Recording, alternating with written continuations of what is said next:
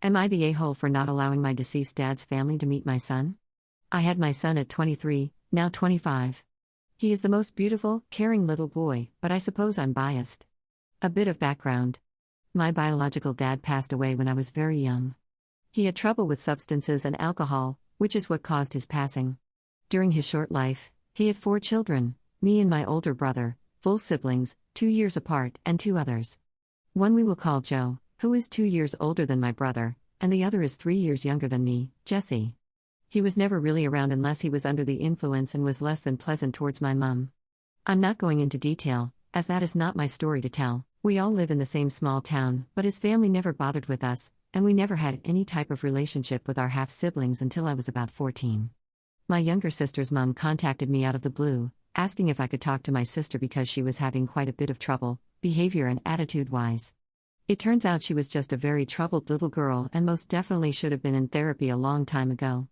We were brought up in very different worlds despite living in the same town. My mum brought us up with respect and morals and always had family time. She was left to do as she pleased while her mum partied like she was still a teenager in the kitchen with whomever. I tried all I could to have some type of relationship with her and even reached out to the rest of my biological dad's family to see if they were interested. They couldn't have cared less. Over the years, it was very touch and go with Jesse. When I was 17, I started an apprenticeship and started learning to drive. When Jessie found out I had money and a car, which was not much, my apprentice wage barely covered the car expenses, she saw me as a free cash machine and taxi, always asking to lend money, buy her something, or take her places. I would always decline. We didn't have that type of relationship. When I turned 18, I finished my apprenticeship and became a full-time employee. I had a full driver's license and also took a part-time job Thursday and Friday evenings after my full-time job, as well as Saturday and Sunday. I never had time for myself, but the money was good. As it should have been, I worked my butt off. She still thought herself entitled to my money, even though we barely spoke for the past year. Between this time and me having my son, she would always call me at silly times during the night or early morning, calling me every name under the sun. She would try to drag my mum's name through the mud when she knew absolutely nothing about her, only what her mother had told her, and seemed to live for the drama. That's not me at all. However, she turned up to the bar I worked at one night. She was underage and trying to get in. When I asked her to leave, she attacked me. Long story short, she was worse off than me. She went on her way, and I went back to work. My mum and stepdad have been together a long time and had my baby sister 8 years ago. She does not know her dad is not our dad. It's not a secret by any means, but also not something that gets spoken about very often. When I found out I was expecting, I spoke to my family and asked if we could not tell my son about his granddad not being blood-related until I think he's old enough to understand. They all understood and agreed. Now fast forward to my son's 2nd birthday. We had a small gathering at our home where my family came to celebrate and have a good old natter and laugh. My partner's family are also not involved due to their own family issues long before me or my son came into the picture. The week after my son's birthday, my mum got a message from one of my biological dad's sisters asking if she could meet my son because he looks just like my biological dad as a baby. My mum, completely aware of my feelings towards them all, told her it's not her decision to make. If they want to see my son, they should speak to me. So I received a long sob story about why she wants to meet my son. Seeing a picture of him had brought so many memories of her brother back up, and the whole family want to hold him one more time. That comment really got on my last nerve. I politely declined and explained that in the 25 years of my life, or the 27 of my brothers, they have never been interested in us. Me and my brother look like we could be twins and also were the mirror image of her brother as babies, but they still never came by. My son is not her brother, so no one will be holding him one last time. Against all odds, he is still very much alive. For more context, my son was premature and was really poorly. We almost lost him 3 times in the first 8 months of his life, but he is so much better now. I never got a reply from her, but one by one, I would get similar messages from other members of his family, and they all got the same answer. A couple of weeks later, I got a message from Jessie, not just asking to meet my son but demanding it.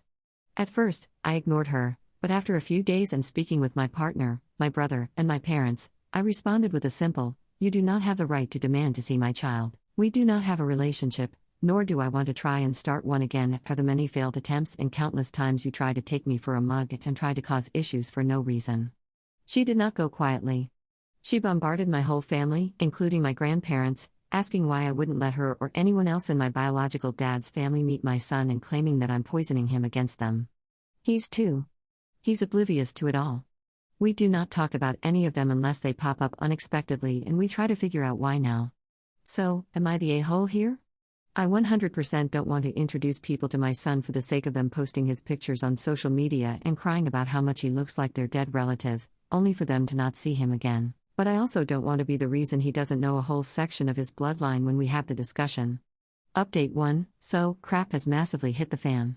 My son's birthday was a fair few months ago, and my biological dad's family pestered me and my family for a couple of months to meet my son before finally getting the picture and dropping it. I had them all blocked after they wouldn't take no for an answer. They would message different members of my family, including aunts, uncles, cousins, and grandparents, as well as my stepdad's mom, which made me mad because how can you feel so entitled to my child that you contact my entire family to try to gain access after I, his mother, declined. Luckily, me and my family are all really close, and they know what's what when it comes to the other half of my family tree. The only one who wouldn't back down was Jessie. She would message from friends' accounts, make fake profiles, have her friends make fake profiles, and get some of her mom's family to contact not just me but, again, my parents, my grandparents, and all my siblings apart from the youngest, who is too young for social media. What I failed to mention in my last post is that my mom had 5 children. The other 2 I have not mentioned are now 16 and 22. Just before Christmas, I took some advice from the comments and contacted the police for a restraining order against Jessie because I just had enough of the harassment. I was told there wasn't enough to get a restraining order, but they could talk to her and make her see that what she's doing is wrong and is not going to change my mind. I guess it worked. Kind of. This weekend, me and my fiancé took our children, my stepdaughter, who is 8, and my son, who is 2, shopping to spend their Christmas money. We had a lovely day out, and on the way home, my stepdaughter asked for McDonald's for tea. We all agreed because neither me nor her dad could be bothered cooking after a very long day, so we stopped at the one in our town because it was the closest one to home. As we were walking towards McDonald's, there was a large crowd of rowdy people, and, in true British chav style, they had all been kicked out of McDonald's for being rowdy, destroying the place, and being rude to staff and customers. One of them was Jessie. I didn't notice her at all.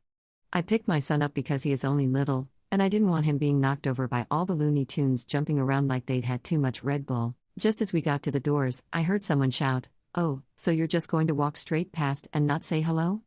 I didn't turn around or react, as I genuinely didn't think they were talking to me or my family. Then, as we got through the doors and towards the counter, I went to put my son down so he could go find a seat with his dad and sister. As I bent down to put him down, I saw someone running directly at us, so I quickly jumped out of the way with my son. It was Jessie. She was screaming and shouting at me, saying all sorts. I passed my son to my fiancé and told him to take the kids to a seat upstairs. I calmly said to Jessie, "And this behavior is why you will never have access to my family." She lost it and went for me again. I'm 25.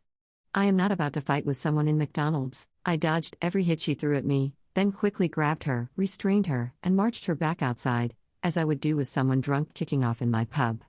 An employee asked if I was okay and stood at the doors so she could not come back in. Moments later, the police arrived. The employee at the doors pointed Jessie out to the police. They spoke to her, and she turned the waterworks on. They put her in the car and came to me, asking for my version of events and whether I wanted to take things further. I agreed and asked if it would be grounds to get a restraining order, and apparently it is. I went to the police station today with everything I had on her, all the receipts, every phone call, every message from her or her friends and family to me and every person in my family. I also have the CCTV footage from my workplace a few years ago when she attacked me, along with screenshots of the messages from my colleagues who witnessed it. I contacted them all to ask if I could use the messages, and they all agreed to give a statement if necessary. I have no idea what comes next or anything. I have never had to have a restraining order on someone before, but I am looking forward to ending the nightmare. I have decided for myself that I'm not the a-hole. My son does not need to be around such unhinged people, and neither do I. Final update, so, if you haven't already, I would highly recommend reading my last 2 posts.